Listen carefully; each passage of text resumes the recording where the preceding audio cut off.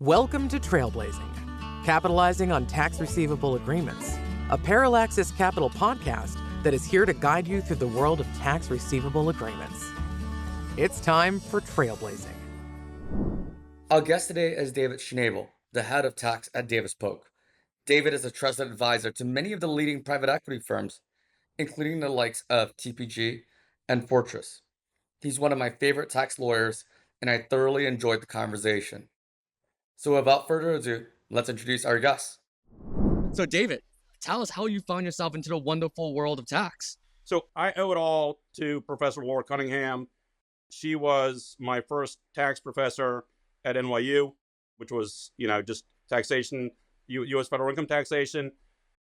I can say I love tax from the beginning. It just always made sense to me. By contrast, I truly hated most of the classes at law school that I thought I would love, in particular constitutional law. This was incredibly confusing to my college friends who never would have guessed that I would become a tax lawyer. I obviously could not get enough. And so after law school, I went on and clerked the tax court in DC while completing my LLM back in New York at NYU. And so I had a very busy, first semester or first fall after law school.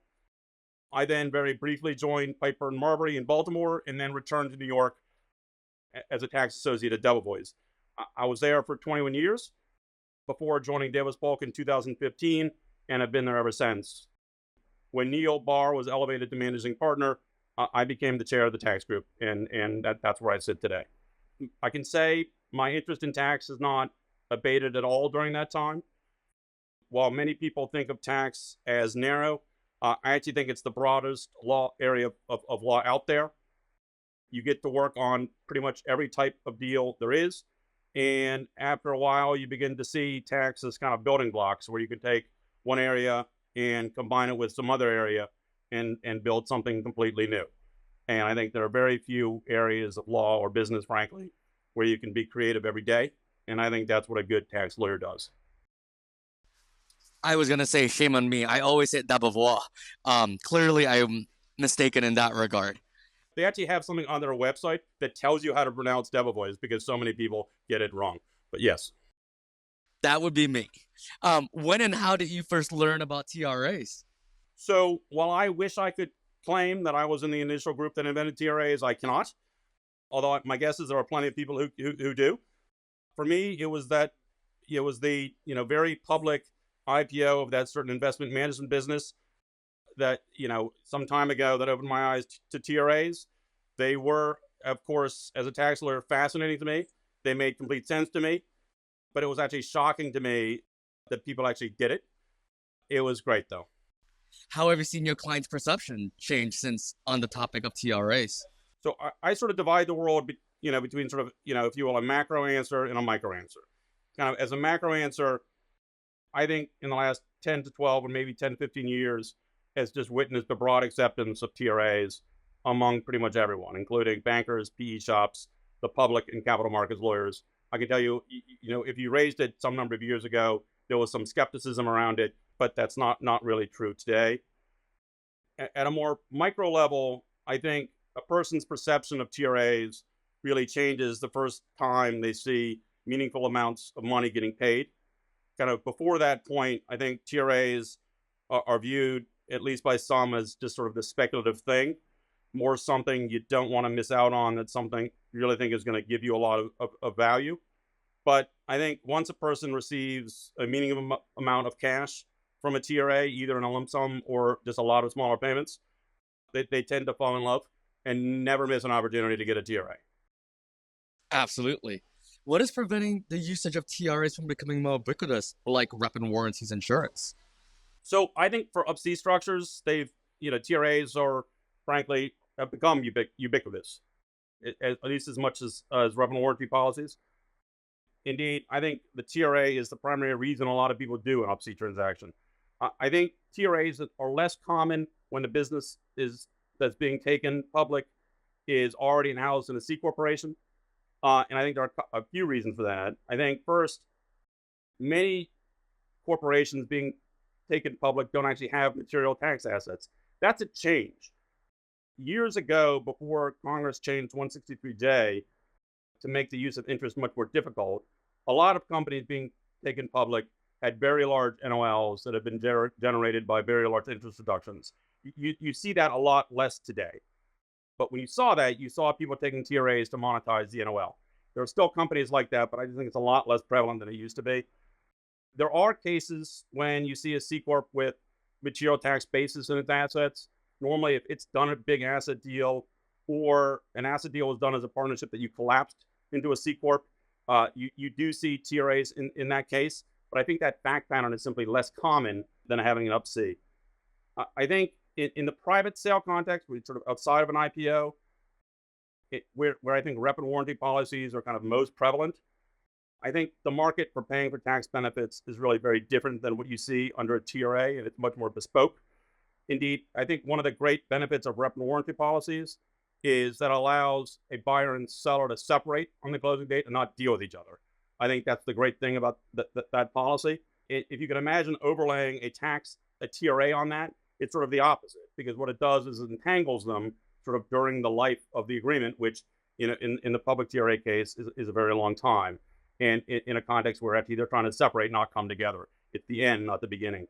So you see it. You sometimes see people praying for tax benefits, but normally it's either in the headline price or paid over a much shorter period of time.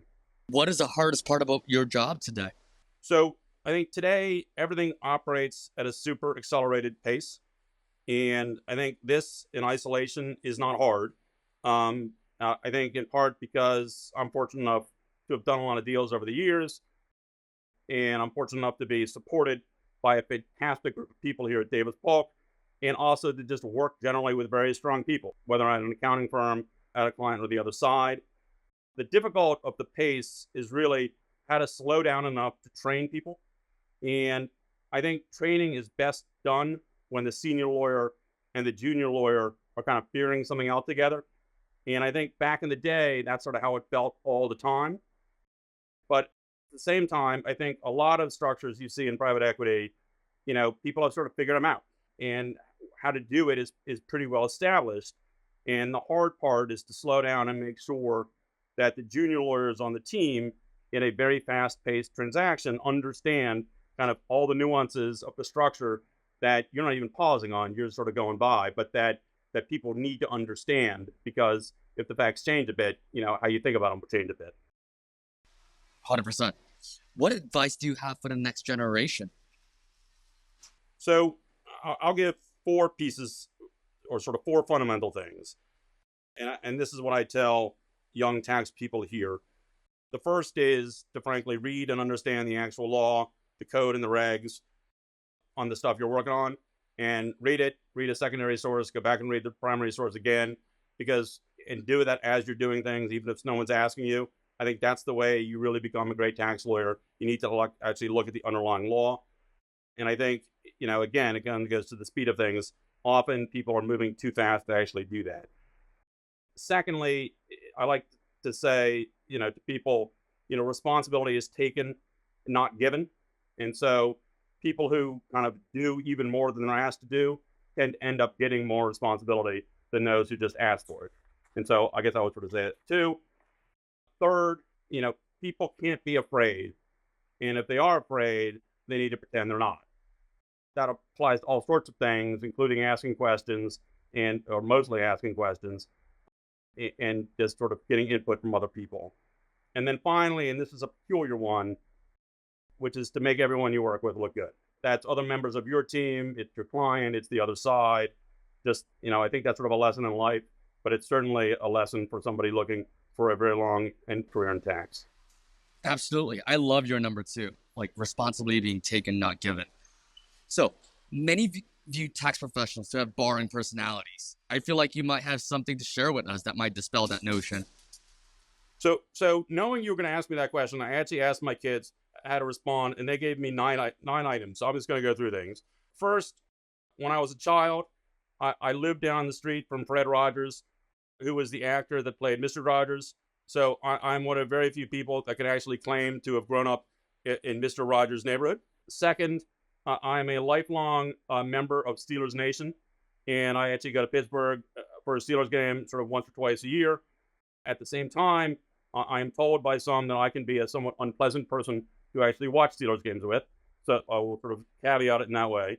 Third, I once escorted Walter Mondale to the men's room. Fourth, I continue to love driving. It's a great passion. And when I'm behind the wheel, I still feel the same exhilaration as I did when I was 16.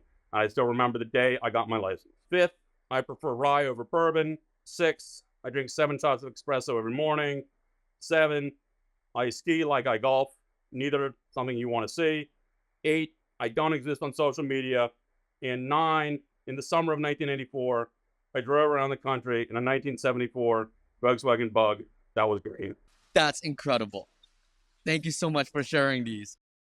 I feel like you more 7 shots of espresso. I drink a lot, but that might take the cake in that regard. Gotta have a hobby. Thank you for the time and for spending the time with us and our audience, sir. We look forward to staying in touch. Sounds good. Look forward to it. Keep riding with us as we blaze the TRA trail by subscribing in your preferred podcast app. Learn more and get in touch at plxcap.com. That's plxcap.com. Information presented is for informational purposes only and does not intend to make an offer or solicitation for the sale or purchase of any securities. Parallaxes Capital Management LLC's podcast and its associated links offer news, commentary, and generalized research, not personalized investment advice. Nothing on this podcast should be interpreted to state or imply that past performance is an indication of future performance. All investments involve risk and, unless otherwise stated, are not guaranteed. Be sure to consult with a tax professional before implementing any investment strategy. Investment advisory services offered through Parallaxes Capital Management LLC, a registered investment advisor with the U.S. Securities and Exchange Commission. Registration does not imply a certain level of skill or training. Past performance is not indicative of future results.